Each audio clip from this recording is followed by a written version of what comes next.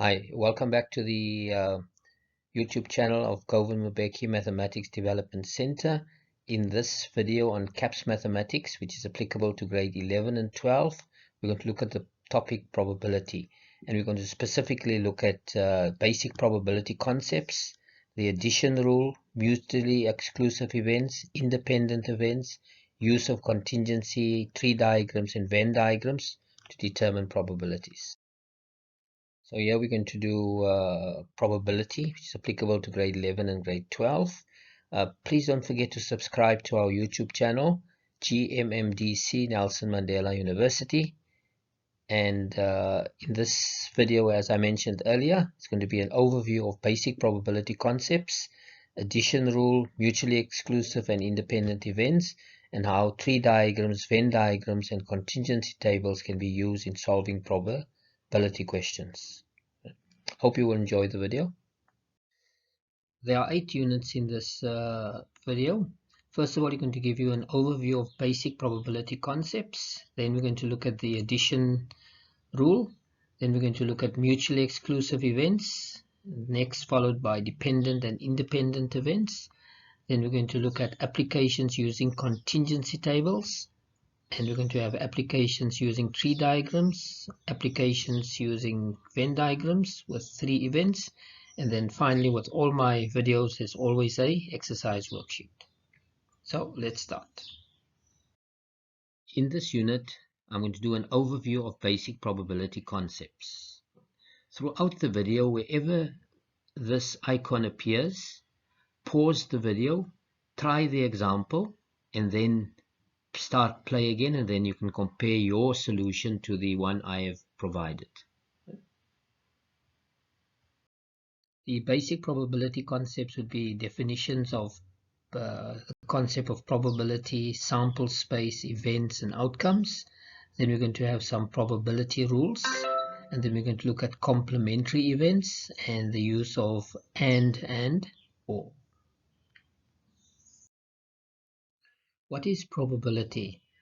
It is the mathematics of chance that enable us to predict the likelihood or foretell the likelihood of certain occurrences or happenings, and indicates the relative frequency with which we expect an event to occur. Briefly stated, probability is the chance that an event will occur. And to calculate the probability, we will have the total number of favorable outcomes divided by the total number of possible outcomes. Now, next we're going to look at some probability rules. And the first rule here is that the probability of an event occurring is always a real number between 0 and 1. In other words, the probability will be a value somewhere between 0 and 1, with both the 0 and the 1 included. So, for example, a probability of 0 means that the event will never occur. And if I have a probability of 1, that means that the event will always or definitely will occur. And a probability of 0,5 means the event is expected to occur 50% of the times. Let's continue here. Probability value can be expressed as there's 3 ways we can express it. We can express it as a common fraction, or a decimal fraction, or a percentage. Please note, a probability should not and cannot be represented as a ratio, right? Only as a common fraction, only as a decimal, or as a percentage. Now, the greater the probability, the more likely the event is to occur. What does that mean? Let's illustrate that by means of an example. There is an 80% probability that it will be raining tomorrow. So it's very likely that it will rain. Conversely, we can state that the smaller the probability, the less likely the event is to occur. In an example, there is a 10% probability that there will be load shedding this week. So it's not likely that there will be load shedding. Now let's look at the second rule. The sum of probabilities of all outcomes must always be equal to 1. What does that mean? Let's take an example. Flipping a fair coin. What do we mean by fair? In other words, we mean it's unbiased. It's not a doctored coin there. So if I take a coin, I can flip it and it can either go, as you can see, either heads or tails, right? So the probability of a head is only heads and tails, so it's 0,5 or 1 over 2, and the probability of a tail is 1 over 2, which is 0,5. And 0,5 plus 0,5, simple. 0,5 plus 0,5 is exactly 1. Right? That's what that rule explains there. Now let's consider the third rule, the probability of two events happening together or one event after another event. So the probability of A and B, which can also be denoted as A intersection B, that is the probability of the one event times the probability of the second event, right? And here, because we have the product of the two probabilities of the one event and the other event, we refer to this as the product rule. What is essential here is the term and that we use, A and B, which that and can also be denoted as intersection, right? So A and B would then be the probability of the one event times the probability of the second event. It's important to note here that events A and B have to be independent. We will talk more about independent events a bit later. Now, let's look at the example of flipping a fair coin twice. So there we have one coin, and then we're going to toss it the second time. Okay? So the chance of getting a head twice is if the probability of getting a head is 1 over 2 or 0,5, then the probability of getting a head and then thereafter another head, so the probability of head would be the probability of head times the probability of getting a head. And what's the probability of getting a head? 0,5. And so it's 0,5 times 0,5. And calculating that, we get 0,25. 0,25 being 25%. So the chances of getting a head twice is 25%. Now let's look at the definition of some of the terms we've actually used here. An experiment is the act of making an observation, right? So if you do something, you observe tossing a coin or flipping a die, rolling a die. For example, you flip a coin and you record whether the side is facing heads. So that is an experiment, right? You flip a coin and you keep a record of, is it landing heads up or whether it's heading tails up. An outcome. What is an outcome? One of the possible things that can occur as a result of an experiment. So if you look at the flipping of a coin, what could the outcome be? That's right. It can either land up heads or it can land face up tails. In other words, there are two possible outcomes in the coin tossing experiment. What do I understand by sample space?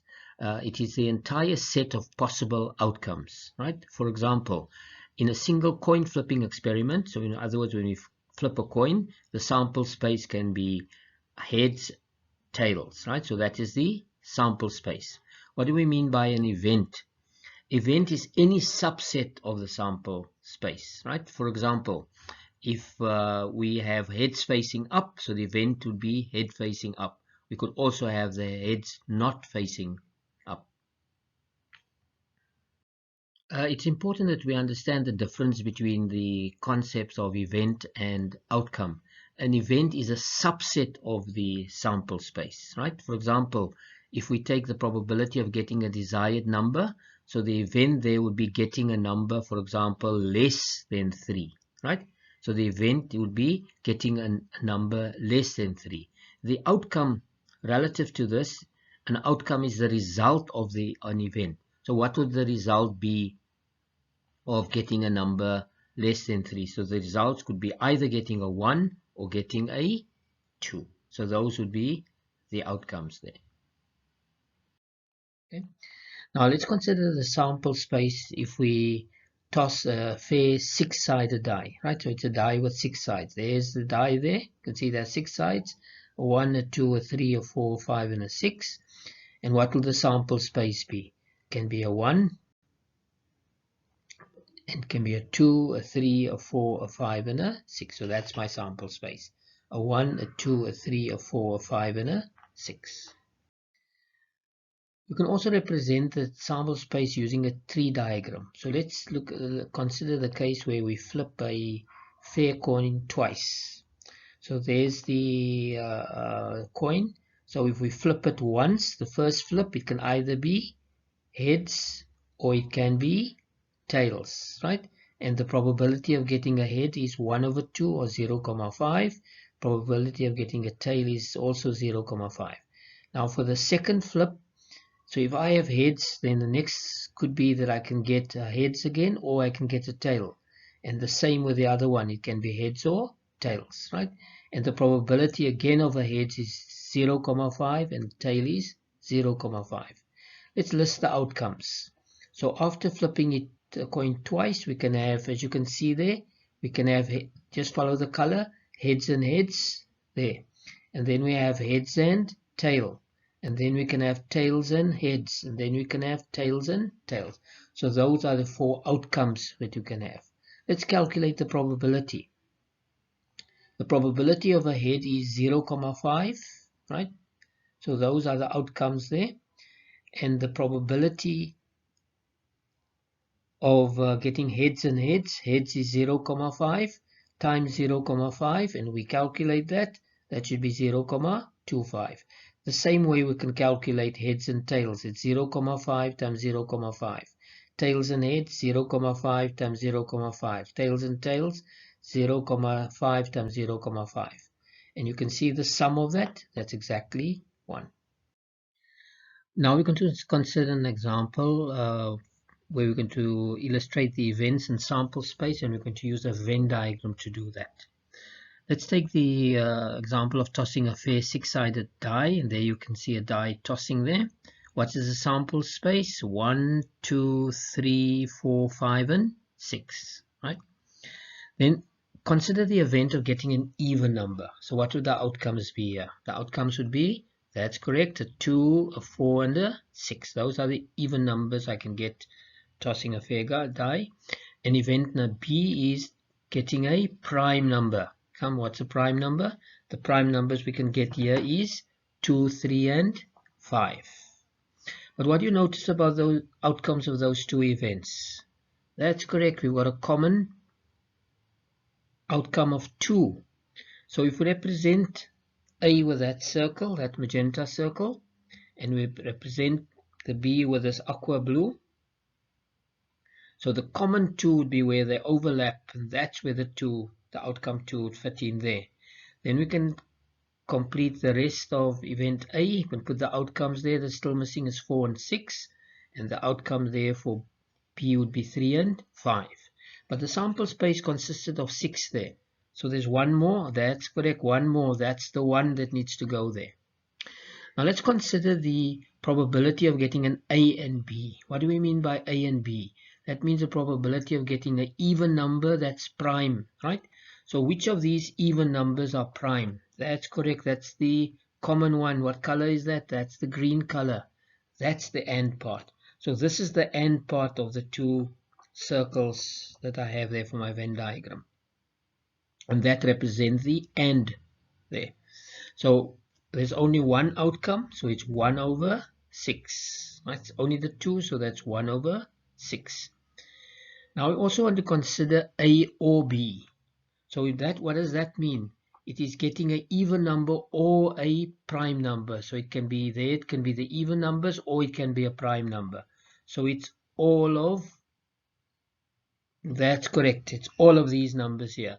Outcome can be 4, a 6, a 2, a 3, or a 5. And how many are there? There are 5, so the probability there is 5 over 6. Now we want to look at the sample space of tossing 2 fair 6-sided dice. So there I've got the 2 dice, green one, and you see they're changing color. So let's just use these 2 dice here. So this one here, there are 6 possible outcomes that can match with the 6 outcomes there. So that sample space will be 6 times 6, and 6 times 6 is 36. So there's a total of 36 outcomes there. Let's illustrate that. It'll be much easier illustrating them, the actual ones there. So this is the first die and the second die, the first die and the second die, the first die and the second die. And so you can have a 1 1, you can have a 1 2, and you can go through all of them. There I've got a 5 4, and there I've got a 4 2. Okay, we can also represent it this way. Instead of dots, you can use actual numbers there. And I've color coded them. I'm using a white die and a green die. So there'll be the white and a white with the green, and a white with the green, and a white with the green. Okay. Now notice here that there I have a 2 4. So it's a white 2 on the white and a 4 on the green. But 2 4, there's also a 2 and a 4 somewhere else there, but they're not the same. Can you see? You see this 2 is for the white one, and that 2 was for the green. So 2 4 and 4 2 is not the same. Now let's go back to my actual dies there. There's my sample space that I have, and this is the sample space we're going to use for toss. If we toss 2 fair 6-sided die. Now let's look at an example here where we want to toss 2 fair 6-sided dice, right? But we want to roll 2 4s. So what's the probability of getting 2 4s? There we have 2 dice being tossed, and we want to see what would be the outcome here should be 2 4s. Now let's just look at the sample space there. Where do you see 2 4s? That's the only place where there's 2 4s, right? So that's the sample space. The total number of outcomes is 36, and there's only one. What's our definition of probability? The number of favorable outcomes divided by the number of possible outcomes. The possible outcomes is a total of 36, and the favorable outcome in this case there is only 1. So in other words, the probability of getting 2 4s would be that's the only outcome we have, and these are all the possible outcomes. Now if we numerize that, that's going to be 1 over 36. So the probability of rolling 2 4s would be 1 over 36. Now let's look at another example. In this case, we want to get 2 even numbers, right? So I need to look at my sample space, and I need to identify where I get 2 even numbers, right? You see the 2 even numbers? That's correct. So I want to find the probability of getting 2 evens. So let's look at the 2 evens. Where do you see the 2 evens? That's where I have 2 evens. That's a 2 2 and a 2 4 and a 2 6 and a 4 2. Those are all. And how many are there? If you count them, you see there's exactly 9. So that's 9 over 36, and we'd like to simplify that, and that's going to be 1 over 4. But we can leave it as 9 over 6 in the meantime. Now let's again take toss 2 fair die, but we want to look at the probability of rolling at least 1 2. What do we mean by at least 1 2? In other words, there must be a 2, and there could be the other dice could also have a 2. So that's our sample space. So if we want the probability of at least 1 2, let's follow. Where do you see at least 1 2? That's correct. Those are the cases where I've got a 2. I even have a case where I have another 2. That's 2 2. Okay, those are all the 2's are here, and all the other 2's are there. So how many are there altogether? We count them. We see it's exactly 11. So the probability is 11 over the total number of outcomes is 36. Now let's look at the example where we want to have 2 even numbers and at least 1 2, right? So in other words, when we roll, we want to see 2 even numbers, but those 2 even numbers, at least one of them must be a 2. Okay, so let's look at our sample space. So let's do each one separately first. Getting 2 evens, let's see, there's our 2 evens, right? And you know there are 9 possibilities there. Then getting at least 1 2, those are the ones at least 1 2. Now we want to find the probability of getting 2 evens and at least 1 2. Now if we take the one times the other, then I'm going to get 9 over 36 times 11 over 36, which gives me 11 over 144. But this is not correct, because if I look at this here, if I'm taking the one with the other, there are some cases here that this is at least a 2, but there are no, we don't have two evens there. There's no, I don't have two evens there, nor there, nor there, nor there, nor there, and nor there. And here, I've got two evens, but I don't have at least a 2. There are no 2's in there. So in other words, we actually have to, that is not correct. Okay, so we actually have to remove those ones that don't satisfy this requirement of two evens. And now if we count them, how many are there? That's correct, it's going to be 5. So the probability of getting two evens and at least one 2 is 5 over 36. Okay, now let's consider another rule here, the complement rule. The probability that an event does not occur, right? So if you want to find the probability of an event that does not occur, it will be equal to 1 minus the probability that the event will occur, right? So then we can express this here.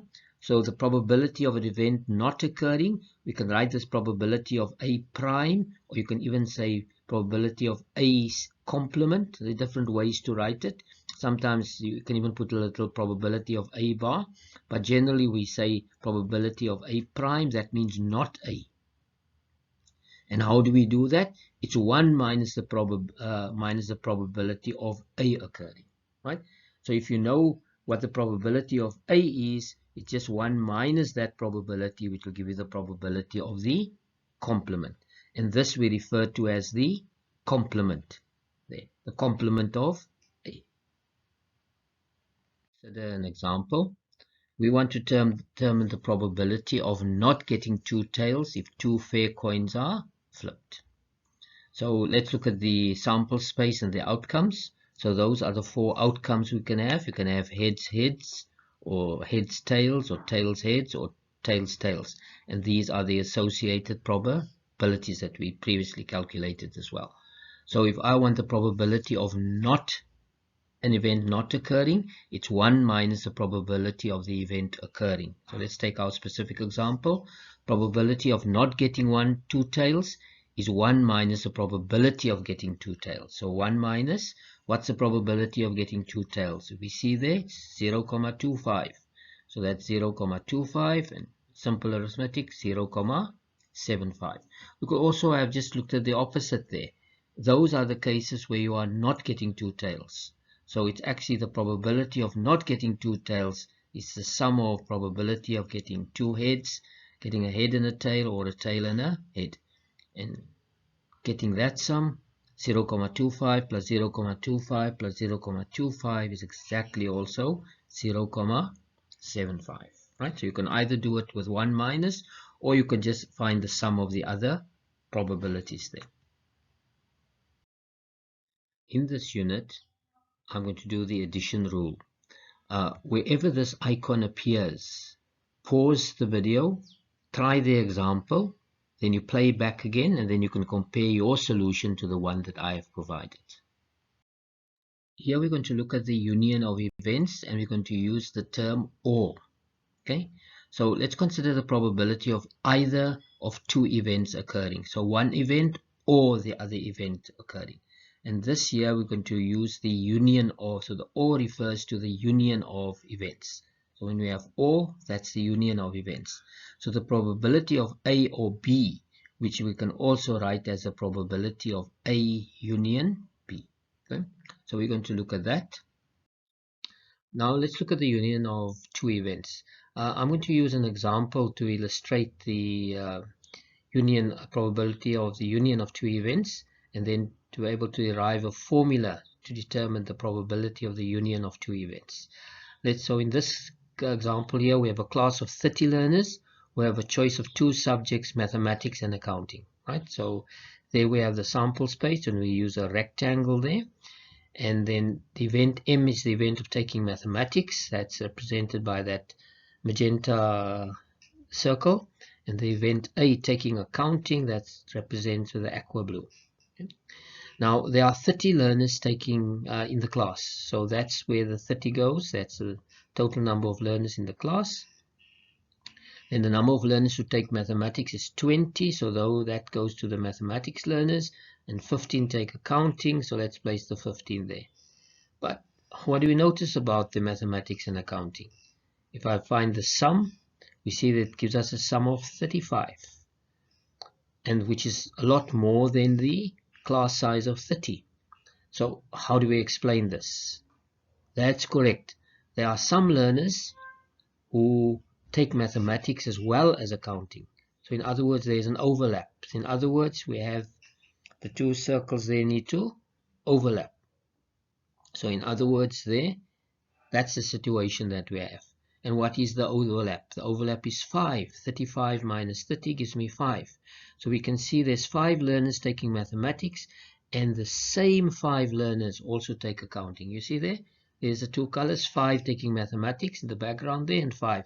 So we've got the same, so we have to remove one of those 5s. Right? Now we can calculate the remaining portion there.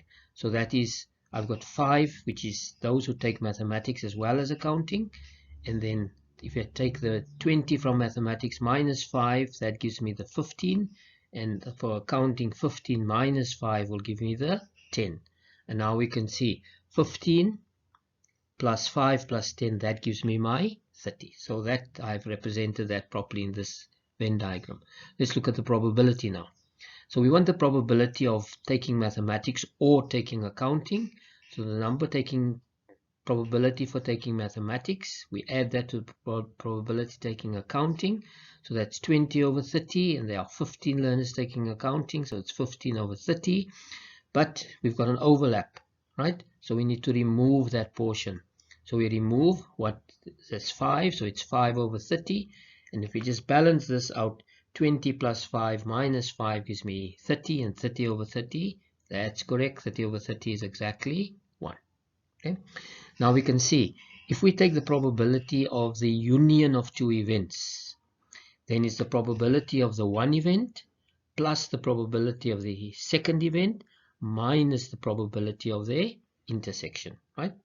So we state it this way: the probability of A or B is the probability of A plus the probability of B minus the probability of their intersection. Now let's just recap the addition rule. Union of two events, probability of A or B is A, probability of A plus the probability of B minus the probability of A and B, which we can also write, instead of or we can write the union symbol, and instead of the and we can write the intersection there. So it's the probability of the one event plus the probability of the other event minus the probability of their intersection.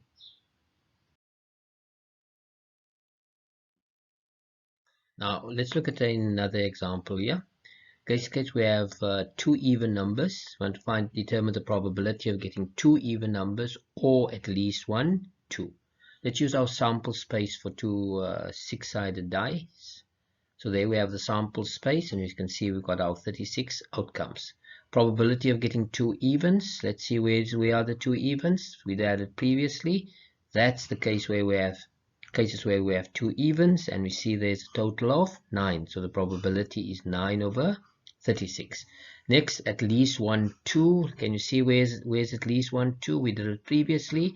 So that's the cases where we have at least 1, 2. And if we do count that, we see there's exactly 11 where we can have at least 1, 2. Now we want to determine the probability of two evens, or at least 1, 2. Okay. Now, if I take 9 over 16 plus 11 over 16 giving me 20 over 36, that is not correct. Because if we look at the sample space and the way I've done the shading, there are cases here where I've got a duplication. You see? There I've got, that appears twice because it appears with the green and with the magenta. That one is there, and that one there, that one there. So it's actually 5 duplications there. So that is not correct. Okay? So let's use our addition rule, and we'll do it properly. So there's our sample space, and we've highlighted. So probability of A or B is the probability of A plus the probability of B minus the probability of A and B. Probability of A or B, right? So probability of A A is the event where we have two evens, so that will be the 9/16. Probability of B is the second event, that's at least 1, 2, so that will be 11/36, right? But now because of the duplication, you see, I want to remove two evens and at least 1, 2. And if you look at that, that's what I want, that's the duplication I want to remove, and that is 5/36. If I do that little bit of arithmetic, 9 plus 11 subtract 5 is 15, and 15/36 I can easily simplify as 5/12, right?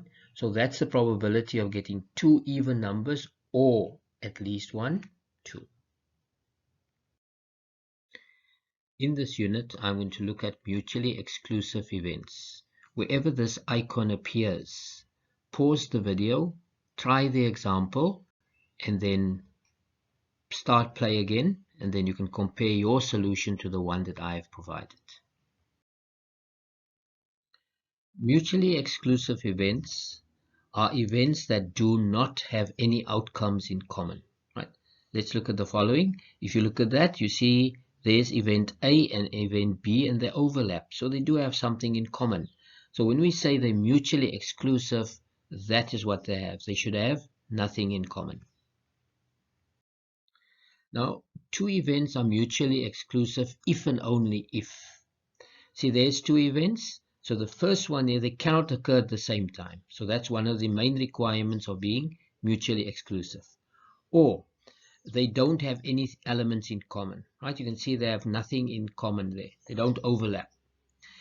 So the intersection of the two, you can see there's the intersection. The intersection is empty. There's no intersection. And the probability of A and B, right? A and B is 0. Then we can also now have that the number of elements A or B is the number of outcomes of the one event plus the number of outcomes of the other event. And the probability of A or B, if we take our addition rule, see there's our addition rule, because they are mutually exclusive, then this addition rule there, you don't have to subtract, that is 0. So in other words, the addition rule is now just probability of A or B is the probability of A plus the probability of B. There's no need to subtract because they have nothing in common there. Now, let's look at the union of mutually exclusive events. In other words, we look at the addition rule here. So that is the addition rule. Probability of A or B is equal to probability of A plus probability of B minus the probability of their intersection. But because they're mutually exclusive, the probability of A and B is 0. So that is a 0. So in other words, the addition rule is now modified, and the addition rule is probability of A or B is the probability of A plus the probability of B. Now let's consider the example of flipping a single fair coin, right? So we have, there's our coin. So in other words, it can be flipped heads, and the other option is can be flipped tails. We know from previous there that the sample space is heads and tails there. So the event of getting a head is 0,5, and the event of getting a tail is also 0,5. Right? And you can see 0,5 plus 0,51, and you cannot get a head and a tail. Right? You cannot get a head and the same time you get a tail, so there's no overlap. Probability of A and B occurring, that is 0. Probability of A and B occurring is 0. Therefore, A and B are mutually exclusive events. Now let's look at another example here. Here we're going to have the rolling of a single fair die. The sample space, we know the sample space would be 1, 2, 3, 4, 5, and 6. Consider the one event, getting an even number. So what would the outcomes be? A 2, a 4, or a 6. Event B, getting an odd prime number, the outcomes would be 3 and 5. Now what do you notice about that? 2, 4, and 6, and 3 and 5. That's right, they've got nothing in common. So that's how we represent them. So that's the 2, 4, and 6 for the A, and the 3 and 5. But because of the sample space, we must not forget the 1 that needs to be added there. So the probability of A is 3 over 6, it's 1 over 2. Probability of B is 2 over 6, which is 1 over 3. Okay, so we now notice here that the A intersection B, there's no intersection, so the probability of A and B is 0. So therefore we can see here that event A and event B are mutually exclusive events.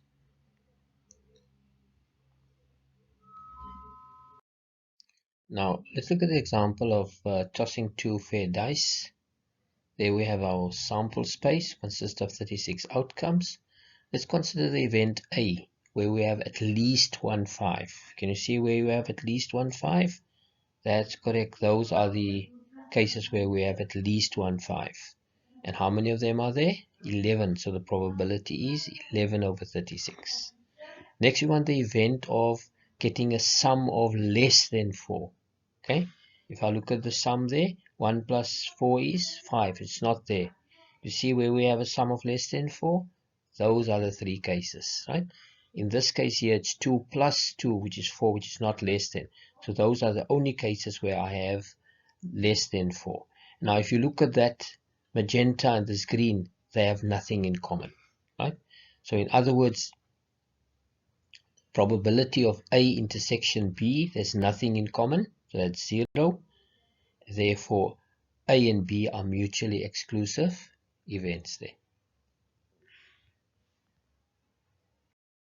Now let's look at another example where we're going to apply the concepts of mutually exclusive events. Here we have 2 events A and B, and it's given that the probability of A is 0,6, probability of the second event is 0,3, and probability of A or B is 0,8. Are the events mutually exclusive? Okay. So we have to show, if we want to show them mutually exclusive, we have to show that probability of A and B would be 0. So let's use our addition rule. There's our addition rule there. Probability of A or B is probability of A plus the probability of B minus the probability of A and B, or the probability of their intersection. We are given the probability of, let's put that there. So we are given the probability of A or B. See, that is 0,8. Say there's a 0,8, and we can insert it there. Probability of A is given, that's 0,6, and we can substitute there. Probability of B is 0,3, and we can substitute it there. And so the only one that's missing is probability of A and B. Doing a little bit of manipulation, we transpose the probability of A and B on the left side, and then we have 0,6 plus 0,3 minus 0,8. I do the little bit of arithmetic there. That gives me 0,1, and we know 0,1 is definitely not 0. So therefore we can deduce, you see, 0,1 is not a 0. So the probability of A and B is not a 0. And because of that, we did not get the 0. We can then deduce that A and B are not mutually exclusive events.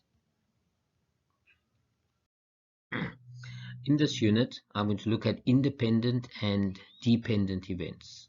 Wherever this icon appears, pause the video, try the example on your own, start play again, then you can compare your solution to the one that I have provided.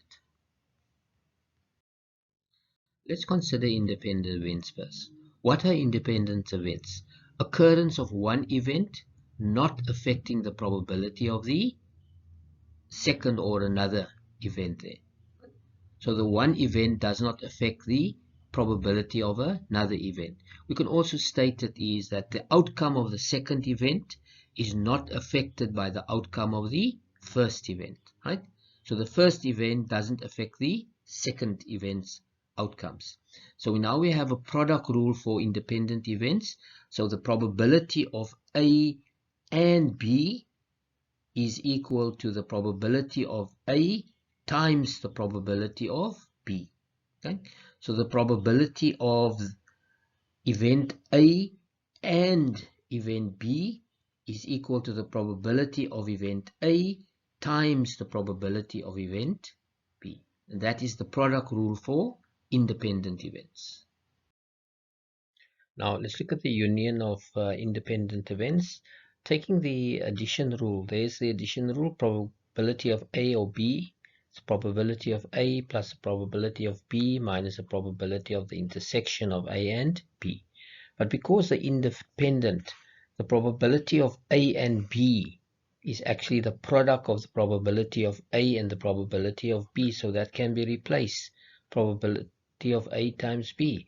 So in other words, for the union of independent events, the probability of the union is the probability of A plus the probability of B, but now we can subtract the product of the two probabilities, right? So that's the formula we're going to have if we have the union of two independent events.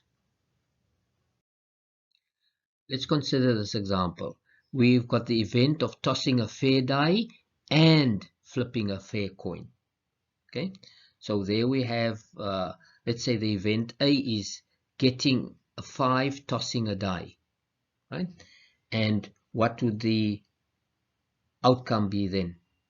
So the probability of event A, there's only one way we can get a 5, so that's 1 over 6.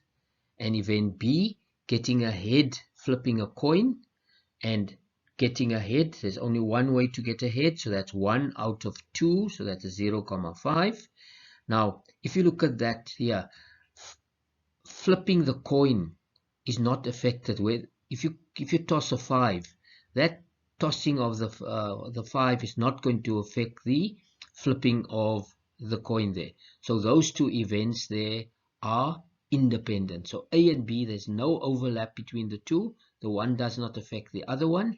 So therefore we can say that event A and event B, tossing a fair die and flipping a fair coin, are independent events, right? You can see there, probability of A times the probability of B. If I want to calculate that probability, I find the product. So it's 1 over 6 times 1 over 2. And 1 over 6 times 1 over 2 is going to be 1 over 12, right? So if they are independent events, I can just find the product of their two probabilities. Now let's have another example illustrating independent events. Here we have 3 balls, red, yellow and blue. You can see red, yellow and blue are placed in a box.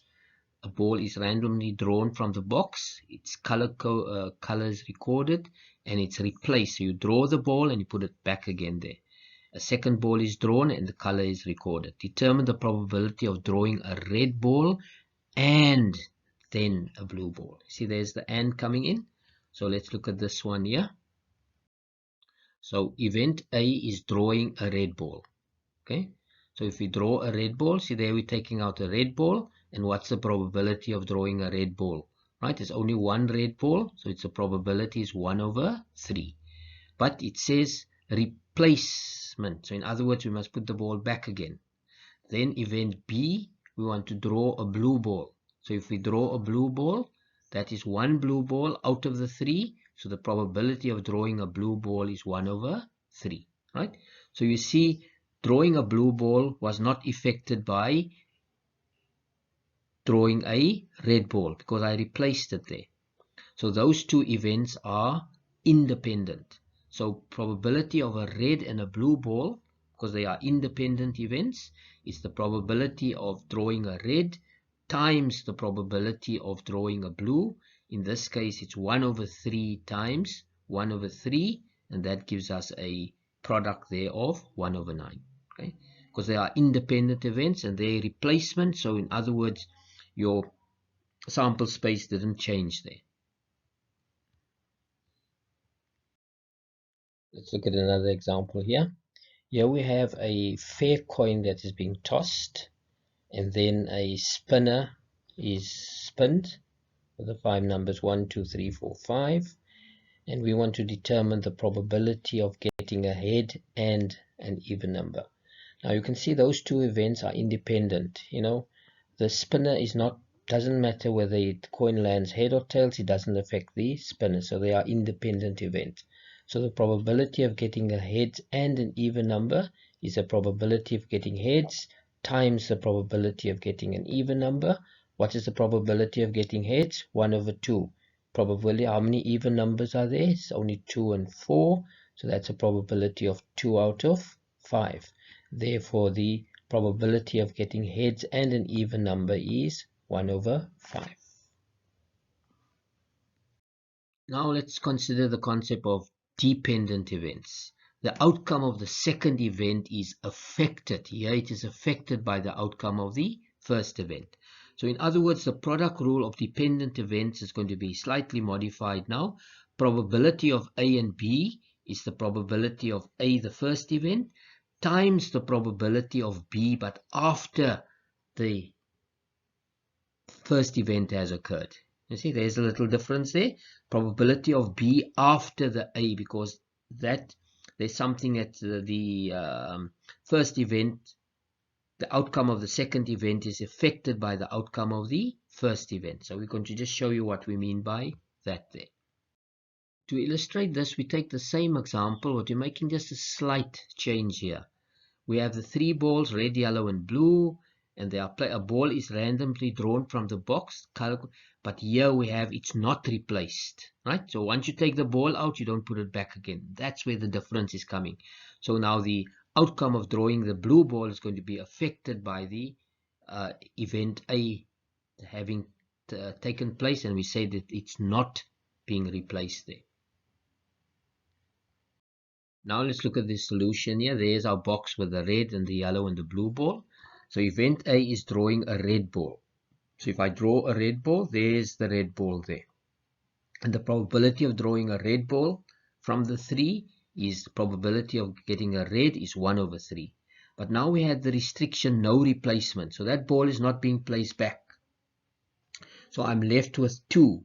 So what's the probability of drawing a blue ball? Probability of drawing a blue ball, that is going to be 1. There's 1 blue ball and there are 2, so the probability of a blue ball is 1 over 2. So you can see there's a difference, right? Drawing the blue ball has now been affected by the first event, because the first event I removed the ball but I did not replace it. So in this case here we've got dependent events. And how do we do that? Probability of red times the probability of blue after red has occurred. Okay, so what's the probability of red? 1 over 3. But drawing the blue after the red, there's a change now. It's 1 over 2, not 1 over 3. So that is going to be 1 over 6. Now let's consider this example here. We have 2 different events A and B such that the probability of A is 0,5, probability of B is 0,4, and probability of A or B is 0,6, right? Now we are asked to determine whether A and B are independent events, and we have to justify our answer. So if they're going to be independent, we have to show that the probability of the intersection is going to be the product of their probabilities of the 2 events.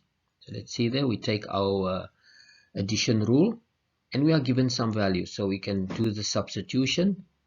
Probability of A or B, that's given as 0,6. Probability of A is 0,5. Probability of B is 0,4. And now we can calculate the probability of A and B. If we calculate that, it's 0,5 plus 0,4 subtracting 0,6, and that gives us 0,3. Okay. We also have to calculate we calculated this portion. Now we need to calculate the product of their probabilities. Probability of A, that is given as 0,5 times 0,4, and then if I do that product, that gives me 0,2. And we now notice that 0,2 is not the same as 0,3. In other words, we see the probability of the intersection is not equal to the product of their 2 probabilities, right? That's what we have there. So in other words, it's not independent. Therefore, we will say A and B are dependent events. In this unit, I'm going to do applications using contingency tables. Wherever this icon appears, pause the video, try the example, and then start play again, and then you can compare your solution to the one that I have provided. Now we're going to look at another way in which sample spaces can be represented, and this is known as a contingency table. Now a contingency table is a table summary. It's a summary in a table form of large data set of categorical data of two variables with a number of categories. So it's data, two variable data, but each of the variables, they have categories, subcategories for each variable there. Okay. So we also refer to a contingency table as a two-way table, and we'll illustrate that to you.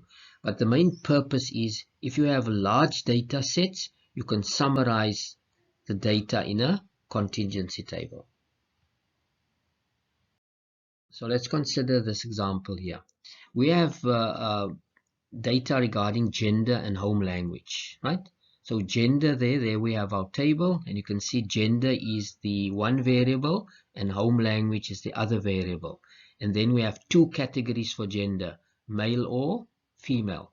And then for home language, it's either English, Afrikaans, and isiXhosa, right? So we represent male with the M and the F, and there we have got E, A, and X there. Now you see there's the data. So we now just have to complete this table. So we have to see, if I have to look at male, how many males are there and how do we find that? We have to find the total there, right? How many females are there? We have to find the total. How many people take English? So we have to complete this table by getting the total. So let's get the total for English, 35, total for Afrikaans, 25, total for isiXhosa is 40.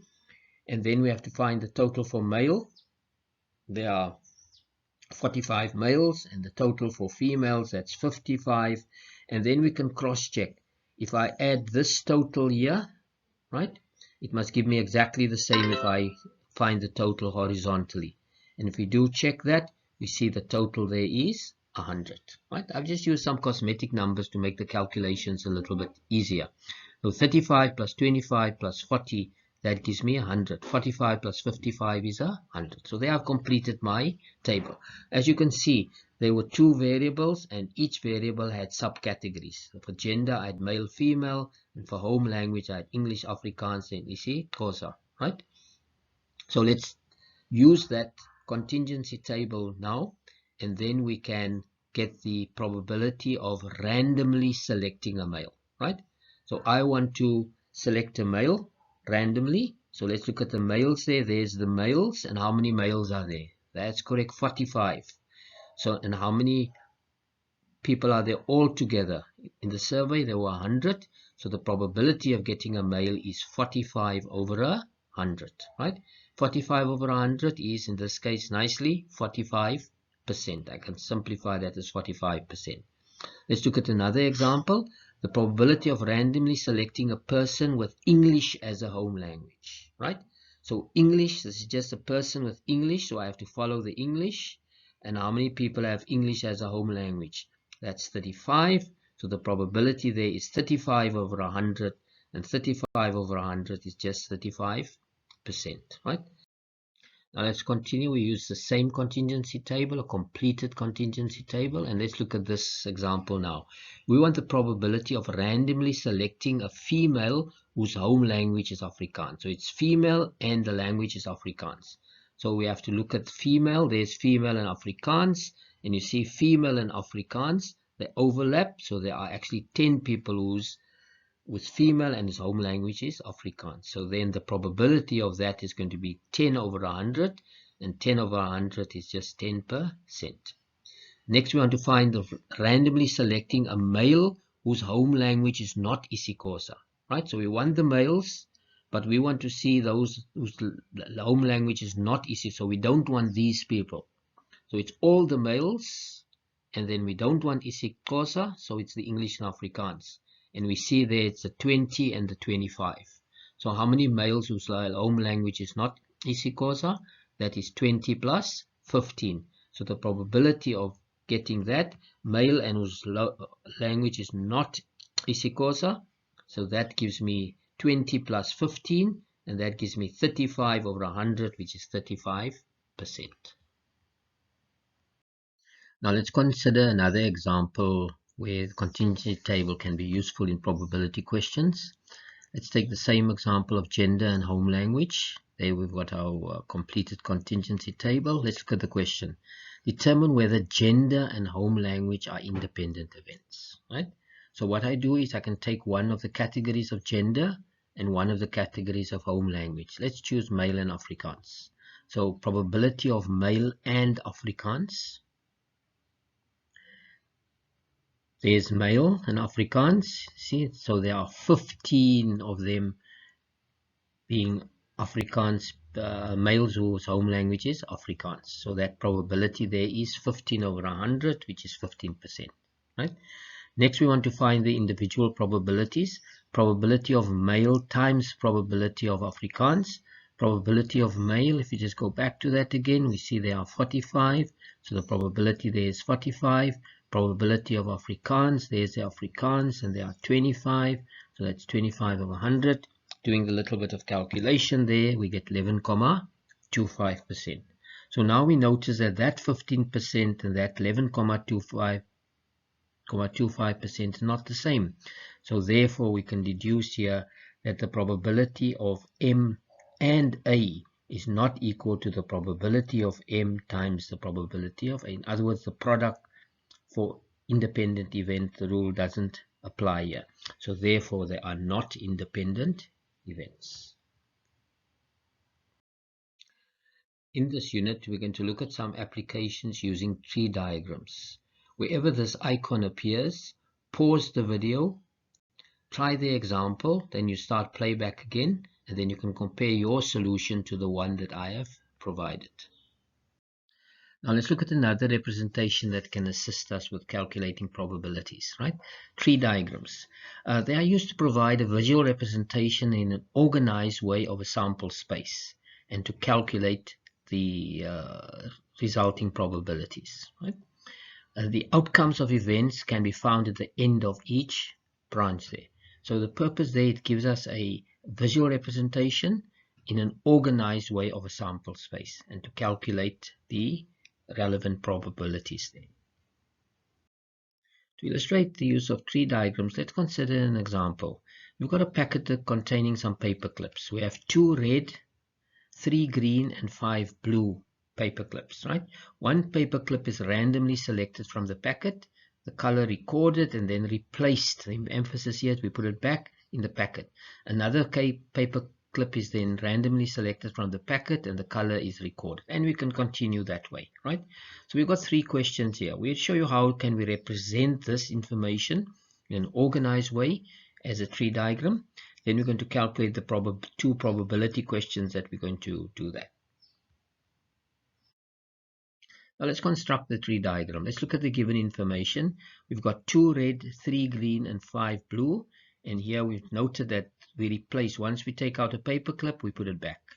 So let's start. Let's have the first pick. So if my first pick, it can either be a red paper clip, or it can be a green one, or it can be a blue one. How many red paper clips are there? 2, and then we have a total of 10. So I'm just using some nice numbers here. 2 out of 10, then I get 3 over 10, and then I get 5 over 10. Right? Now I can have my second, and I put it back. So once I take out a paper clip, I replace it again. So in my second pick, I can again choose either a red, a green or a blue, and exactly the same. After I've chosen maybe a green, I can take a red, a green and a blue. After I've taken possibly a blue, I can take a red, a green and a blue. Because I've replaced, my sample space size has not changed there, so I still have exactly the same probability values: 2 over 10, 3 over 10 and 5 over 10, and that's exactly the same there. Okay, now let's list the outcomes and let's list the probabilities. So there's the outcome 3, 3, and what will RR, and we just follow the colors, and that's 2 over 10 times, and the probability would be 2 over 10 times 2 over 10, because they are independent events here. So 2 over 10 times 2 over 10 gives me 4 over 100, and 4 over 100 simplified is 1 over 25, right? The next one is going to be a red followed by a green, and that will be 2 over 10 times 3 over 10. I've color coded to make it easier. That gives me 6 over 100, and we simplify that, that's 3 over 50. The same way I get a red followed by a blue, so that's 2 over 10 times 5 over 10. That's 10 over 100, and that's 1 over 10. And I can do the same there. That's a green followed by a red, and then a green followed by a green, and a green followed by a blue. So I can get all my outcomes there. There's my outcomes. I can calculate the probabilities. There's the probabilities for green and red and green and green and green and blue. Simplify that. Those are the values I get there. In exactly the same way, I can calculate the probability. That's 5. I can just follow the colors. 5 over 10 times 2 over 10. Then 5 over 10 times 3 over 10. And 5 over 10 times 5 over 10. Calculating that, and then, right? Quick bit of arithmetic. If you add up 1 over 5 plus 2 over 5 plus 1 over 10, etc., up to 1 over 4, the sum of these probabilities will be exactly 1. And just double check that, give you a chance to try it. Can you see? It's exactly 1. So there I've completed my tree diagram. As you can see, it's a nice organized way. You know, you can see that's your first pick and your second pick. It even shows your outcomes, and you can actually see the probabilities there, right? I've just used the colors to make it easier for you to follow what's happening. So there I've completed my tree diagram. So that's the first part of my question, drawing the tree diagram. Now let's see how we can use our tree diagram. So there I've got our completed tree diagram. I've just taken some of the other calculations out, so just make it a little bit more simpler there to use. We want the probability of selecting first a red followed by a blue, right? So I've got red followed by a blue, and this is I'm going to use my product rule because they are independent events. So A will be red and B will be blue. So let's see probability of a red then a blue. So I follow a red and then blue. Can you see that? I go along that way and along that way. And there's my outcome, red, blue. And what is that there? That is going to be 2 over 10 times 5 over 10. Probability of red times probability of blue. 2 over 10 times 5 over 10. It gives me 10 over 100, which is 1 over 10, which obviously is 10%. Right? So there I've calculated that one. Now let's look at another question here where we can use this tree diagram. Determine the probability of randomly selecting a green and a blue. So I have to follow, where do I have a green paperclip and a blue paperclip. So let's do that, green and blue. Let's follow that. You see there's green and there's blue. Okay, that's a green and a blue. Where else do you see a green and a blue? There's a blue and then a green. You see there's another one. So there are 2 here. And because of the and, I will have the probability of green and blue, and then I'll add to that the probability of blue and green, right? So that's 3 over 10 plus, and blue and green is another 3 over 20, and that gives me a total of 3 over 10. Okay? That is 6 over 20, and 6 over 20 is the same as 3 over 10. So that's the probability of getting a green and a blue. You see how easy it is to use the tree diagram to get our probabilities there. Now let's take the same problem, but we're going to modify it slightly. Okay, so you can see we still have our 2 red and 3 green and 5 blue paper clips, but now we say not replaced. You see the previous one we had replaced. So let's see what the tree diagram looks like if we say not replaced. So there we have 2 red, 3 green and 5 blue, and we're noting that it says no replacement. So let's start off there. Then I'll get our tree diagram. So again, there's our first pick. We can pick a red, a green or a blue. Okay, and again there, because we have 2 red, it's going to be 2 over 10. So first pick 3 over 10, and the blue is going to be 5 over 10. But now we say there's no replacement. So once you take out a red, you started off with 10 paper clips. Now you have 1 less paper clip, right? So my second pick, I'm also going to get the red, green and blue, and I'm also going to get the red, green and blue for my second pick, and red, green and blue. But let's see what the probabilities would be now. Because my sample space is now changed, you see this is now not independent. the second pick depends on what happens on the first pick. So if I had 2 red and I already took out one of the reds, I have, how many reds do I have left? Now I only have 1 red left, but I haven't replaced the red, so I now have 1/9. I haven't taken a green, so I still have my 3 greens, but I only have 9, so that's 3/9. Okay, I haven't taken any blue, so that's 5, but now it's 5/9. As you can see, with no replacement, that denominator of 10 now becomes a denominator of 9. You can quickly do with a little bit of maths here. 1 plus 3 plus 5, it still gives me 9/9, right? So just be careful here. Here I've got 3/10. So now I'm going to have 9 paper clips left. I haven't taken a red, so I still have 2/9. I've taken a green, so instead of having 3 greens, I now only have 2 to choose from. I haven't taken a blue, so that's still 5/9. The same way here, as you can see, that's the denominator of 10. There I've got a denominator of 9. I haven't taken a red yet, so it's 2/9. I haven't taken a green, so that's 3/9. But I've taken a blue, so I don't have 5 blues to choose from now. I have 4, so that's 4/9.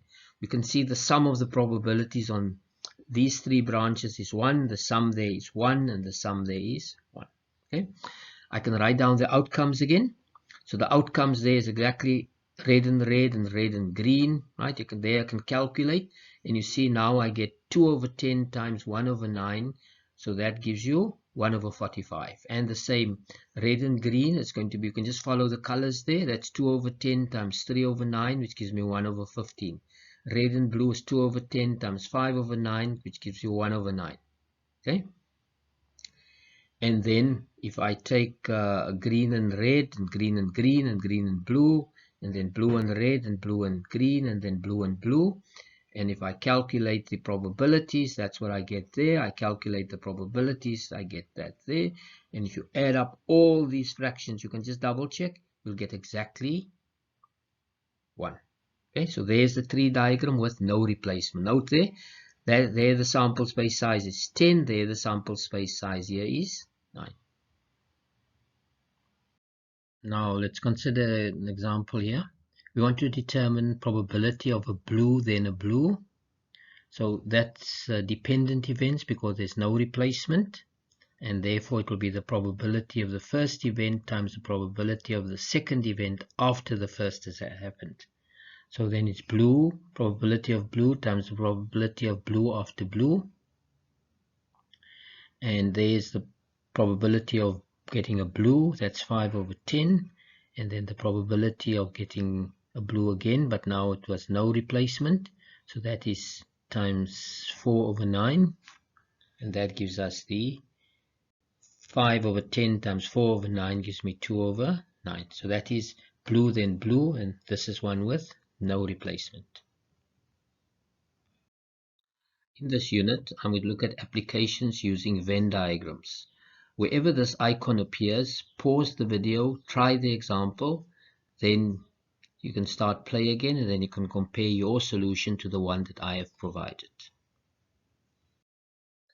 Now let's try to understand our Venn diagram, right? There we have the Venn diagram, and we have the number of outcomes as represented by E, A, X, D, H, B, and K, and M, and those are E, that's A, the region A, so that's that A part. H would be that part there.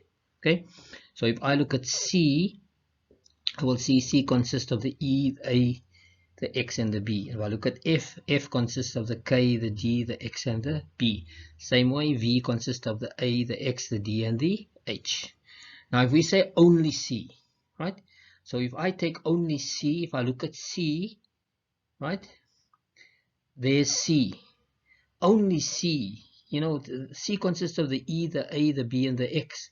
But B is not only C, B is part of F. X is part of F as well as V. And A is part of A. So I have to remove those parts. I remove the parts from V, and I remove the parts from F. So that region that's highlighted there, that is the only C. And that one consists only of E. So that one will be E. Now if I take the next one, only V, so if I look at V, And you see there are parts that are not only V. That's the A, the X, and the D belongs to others as well. Belongs to chicken and fish. So I have to remove the fish part and I remove the chicken part. And that leaves me with the only V. In this case, it's represented by the region H. So only V is H. Similarly, if I want only F, then only F here would be, there's the F, but I see F there consists of the B, the X, the D, and the K. But B, X, and D it's not only F, it belongs to others as well. So I have to remove this chicken part and I have to remove the vegetable part. So the only F is then represented by that region K. So only F is K.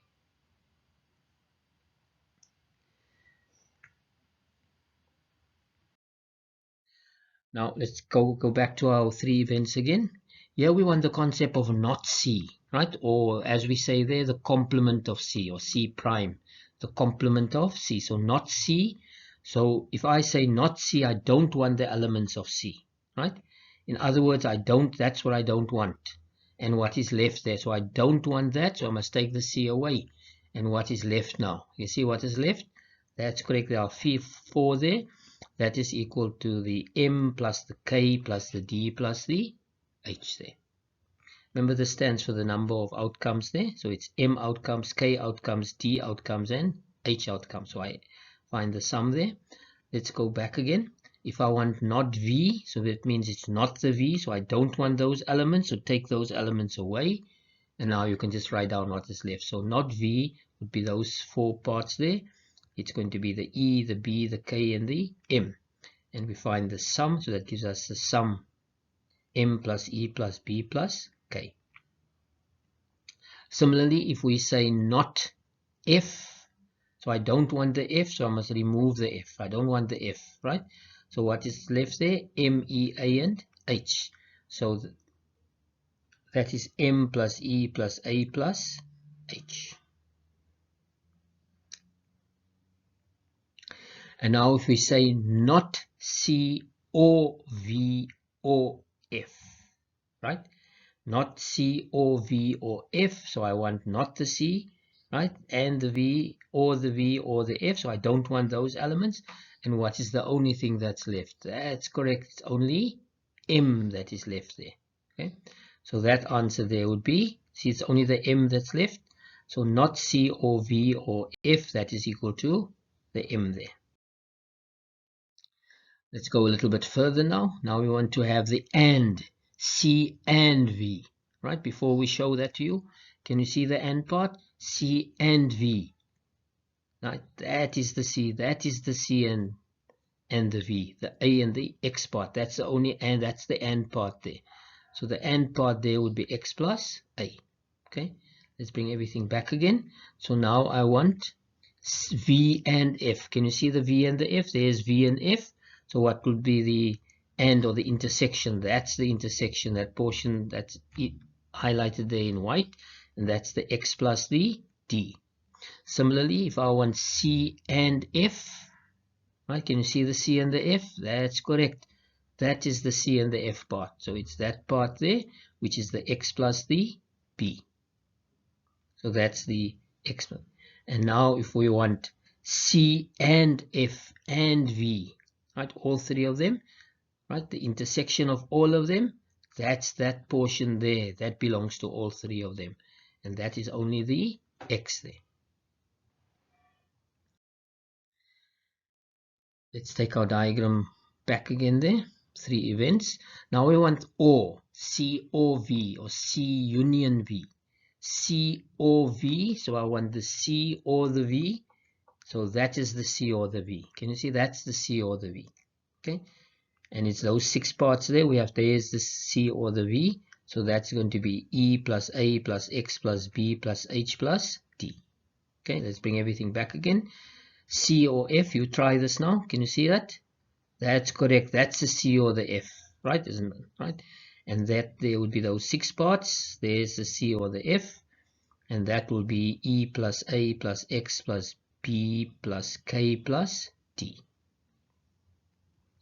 Now V or F, let's see, where's V or F? V or F would be those 2 there. So those are those 6 parts. There's the V or the F, and it's K plus B plus X plus D plus H plus A. And now C or V or F, what does that represent? Give you a chance. That's what it is, right? But it has to take the M out. The M is not part of it. So it's those 7 there. So it's going to be E plus A plus B plus X plus D plus H plus K. Now let's do an example on a Venn diagram of 3 events, right? Here we have a case with 103 learners, and it's their food preferences here. That's chicken, vegetables, and fish. And here we have some information about that. So the first question there would be, we'd like to represent that in a Venn diagram. Then we have to calculate the missing value, and then there are some probability questions there. We're going to do each one separately. So let's go to the next slide. Draw a Venn diagram to represent the information. So that is what I need. So I just have my blank Venn diagram there. C stands for chicken, V for vegetables, and F for fish. Okay, let's see what's the first information that's given. 103 learners, food preferences. What's that 103? That is the total number of outcomes in the sample space, 103, right? So I put the 103 next to the X. Then next we say that 2 eat only chicken. Can you see the only chicken part? That's correct.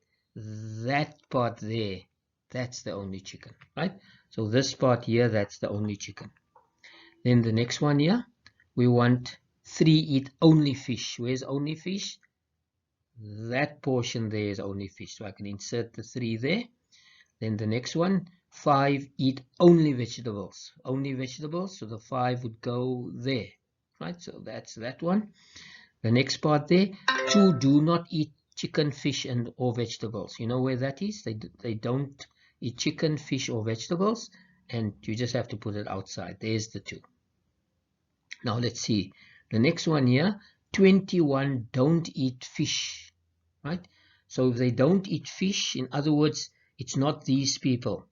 So it's this one, and this one. So it's 2, this part, and this part here.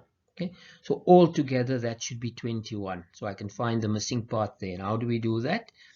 That's because that's the part we want, right? So it's 21 minus 2 minus 5 minus 2, and that gives us a 12, right? So 21 don't eat fish helps us to get that particular portion here. Now next they say X is the number who eat chicken, fish, and vegetables. Where's the and part? Chicken, fish, and vegetables. That's correct. That's the part right in the middle. That's the X. Okay. Then next, 75 learners eat vegetables and fish. Where's vegetables and fish? There's vegetables and there's fish. So this whole portion here, that should be 75. Not 75 here, but 75 between them. So to get this part here, it is 75. That's correct. 75 minus X. Okay. Similarly, 66 eat chicken and fish. There's chicken and there's fish. So the 66 is here. There's the 66. The 66 is there. So this portion here where the pointer is, that is 66 minus X. Okay. So there we've represented all the sections there. Now, the next question is, now we want to calculate that value of this X here. Okay. Now what do we know there? The sample space consists of 103, right? So the size of the sample space there is 103. So all of this together should be 103. So 2 plus 12 plus 5 plus 6 minus X plus 75 minus X plus 3 plus 2 should be equal to 103. So I set up that equation there, and this should be quite an easy linear equation to solve. And solving that, we end up with X equal to 62. So this is 62, and once we have that, we can say 66 minus 62 and 75 minus 62. That will make it possible. Now let's look at the probability questions here, and it's important that we read the questions carefully. We have to determine the probability of eating only chicken and fish. So if I look at chicken and fish, That's the chicken and fish, right? So that's the 4 and the 62. But they say no vegetables, so I must take the vegetable part away. So that only leaves us with that 4. So only chicken and fish, but no vegetables. That is 4 over 103. Next question. Probability of eating any 2 of the food choices. Any 2. So it must be 2 of the food choices. If I am there, I only have 1 choice. Here I have 2 choices. There I have, because that is chicken, and there's another 2 choices, and there's another 2 choices, right? So it's the 4 and the 12 and the 13, right? Only 2. I cannot use this here because that's 3 food choices. I said eat any 2 of the food choices. So any 2 of the food choices is 4 plus 12 plus 13. So that's the 4 plus the 12 plus 13, and everything we divide by 103. So that gives us a total of 29 over 103. Now let's look at the third question here. Determine the probability of eating chicken or fish. Chicken or fish. Chicken or fish would be that there. Those are those 6, the 2, the 12, the 4, the 62, the 13, and the 3. And we find the sum of that. So chicken is 2 plus 4 plus 12 plus 62 plus 13 plus 3. Get that total is going to be 96. And then the last one, probability of not eating fish and not eating vegetables. So be careful there. Not eating fish. So in other words, we exclude these people here. Okay. And not eating vegetables, we exclude that there. So we've excluded this and we excluded that. So we only left with the 2 and the 2. So that answer is 2 plus 2 over 103. So that's 4 over 103, right? If we had a question here, the probability of not eating fish and vegetables, right? So if I say fish and vegetables would be these people here. Okay, that would be fish and vegetables. And not eating that would be the others that I would have there. 5, the 12, the 2, the 4, the 3, and the 2. Now let's come to the most important part here, and this is the exercise worksheet for you now to practice. I've taken questions from previous external question papers and I've referenced them. Some of the questions I've slightly adapted. This is a question from the exemplar 2014. First question here has to do with mutually exclusive, and here's a question here where you have to use a tree diagram with some probability applications. In the second question here, this is from February 2015. This here is a question where you have to apply Venn diagrams, right? So this is a Venn diagram question there. And question 3, this is a question also where you have to use a Venn diagram with slightly different information here. And question number 4, this is a question where we have to apply the concepts of dependence, in this case independence there. I hope you enjoyed the video and have a better understanding of the probability concepts. Also view other videos on grade 12 CAPS mathematics topics. Solutions to all exercises of the videos have also been uploaded. And please don't forget to subscribe to our channel, YouTube, GMMDC, Nelson Mandela University. Until next time.